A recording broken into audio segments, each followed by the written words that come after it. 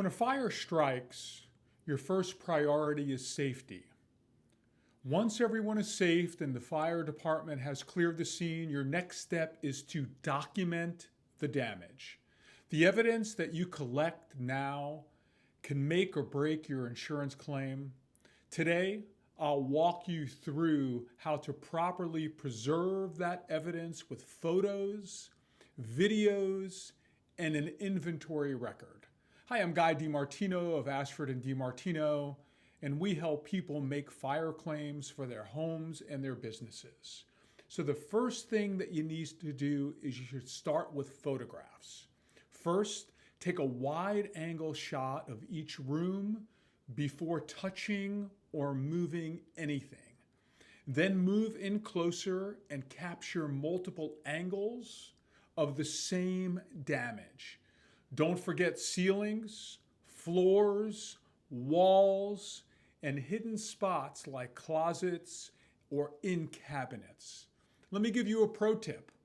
Use a phone or camera with a timestamp, or one that enables you to capture the metadata showing the time and the date that the photos were taken.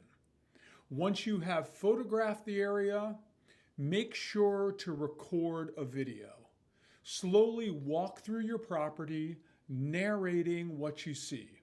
Describe the items, describe the damage, and if you're explaining it to someone and you want to make it like they have never ever seen the inside of your house.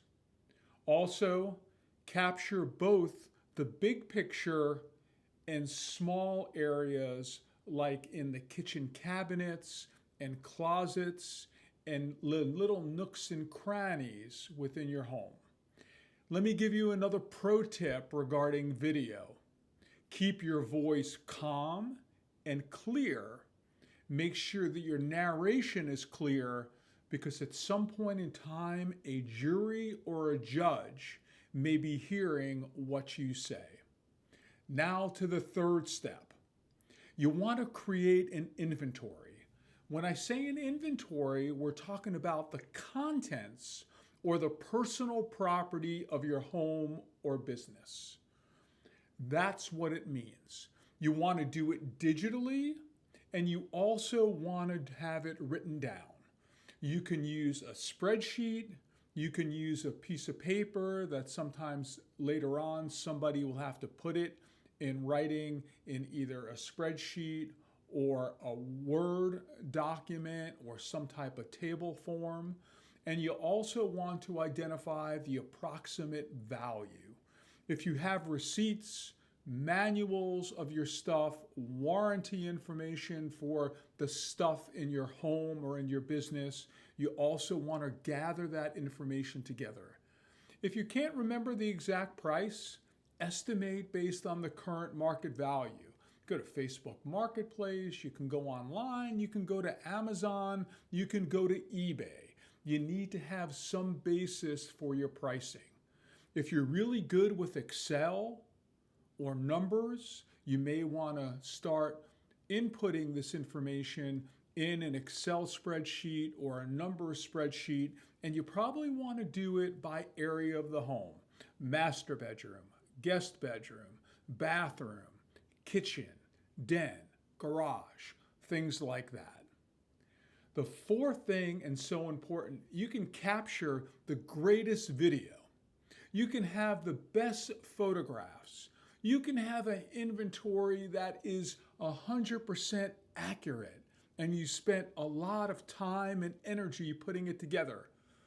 I can't tell you how many times people put in the work, but yet then they misplace or lose the data. You want to save a copy of this information to your phone. Maybe you want to upload it to iCloud or to Google Drive or to OneDrive or to Dropbox, where you can go and grab that information anytime that you need it. You may also, if you have a lawyer or you have a public adjuster, you may want to go ahead and send that information to them so they have it also, and then you have redundancy if something should happen.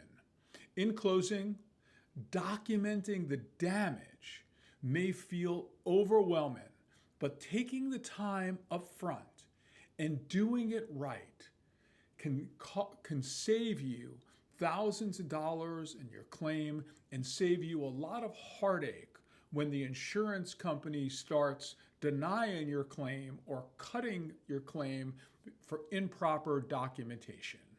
If you have any other questions about what you need to do to document your damages after a fire claim, you can always reach out to us.